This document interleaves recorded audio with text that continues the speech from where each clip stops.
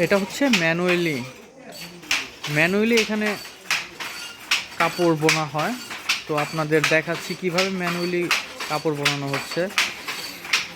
এটা সম্পূর্ণ হাতের সাহায্যে কাজ করা হয় শারীরিক শ্রমের মাধ্যমে।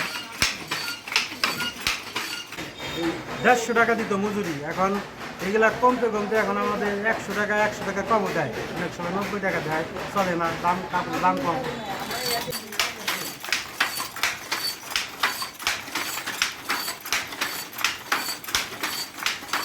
আপনাদের একটা শাড়ি বানাইতে যে এত মাত্র 100 টাকা প্রফিট হয়, তো আপনাদের মালিকদের কিছু বলতে পারেন না যে এত কম হয়, কম আমাদের মজুরি বাড়ায় দেন? অনেক সময় আরো কমে দেয়, 90 টাকাও দেয়, অনেক সময় 80 টাকা দেয় এই মজুরি। কাপড়ের দাম যদি মহাজনে কমে দেয়, আমাকে মজুরি কমে দেয়। এগুলা 1 বছর আগে আমাকে 150 টাকা মজুরি দিত, এখন কমতে কমতে 100 80 টাকা দেয়, 90 টাকাও দেয়, আর 100 দেয়। হ্যাঁ, কমতে কমতে একবারে কমে না। আপনি অর্ডার দেন, কোন মডেল লাগবে সেই মডেল বানিয়ে দিন, সমস্যা নেই। টাকা হইলে কোন জিনিস না বাজা, খালি আত্মাটাই দেন জানা মানুষের খাড়া হইলো না, এই লালো সব জিনিস দেন যা।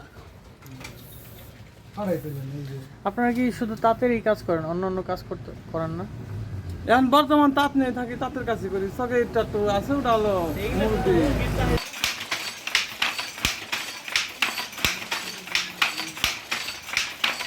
আচ্ছা ভাই, এই যে এখানে যে মাঝখানে গ্যাপ রাখতেছেন, গ্যাপ না ওইটা ফিল আপ করবেন কি দিয়ে? এটা গ্যাপ না, ওটা চিকন সুতা, ও আচ্ছা। ওগুলো সুতা আছে একদম চুলের মতো। হাতের কারুকার্যের মাধ্যমে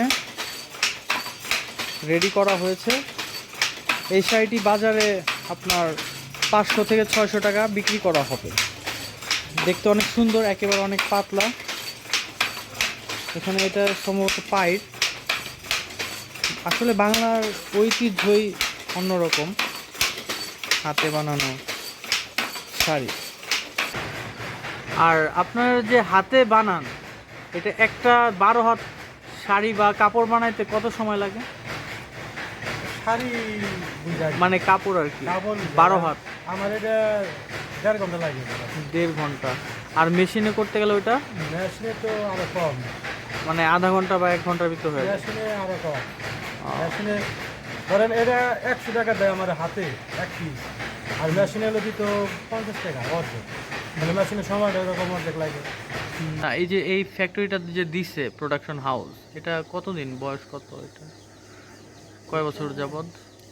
অনেকদিন হয় আপনার, বাপ দাদার আমল থেকে? না বাপ দাদার আমলে না, 20-25 বছর, 20-25 বছর হবে। তো মাঝখানে গ্যাপ ছিল, বন্ধ হয়ে যায়, চলে না, আবার মাঝে মাঝে চালায় এরকম। আগে লঙ্গি তো এখানে। এই যে এগুলো হচ্ছে অটো মেশিন, অটোই তাঁত।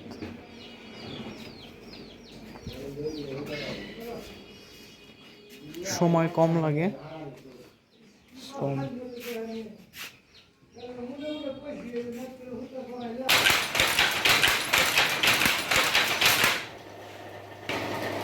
মানে সুতা শেষ হয়ে গেলে অটোমেটিক অফ হয়ে যায় মেশিন।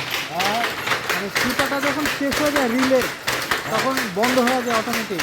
হ্যাঁ, সুতা ফুলে গেলে বন্ধ হয়ে যায়।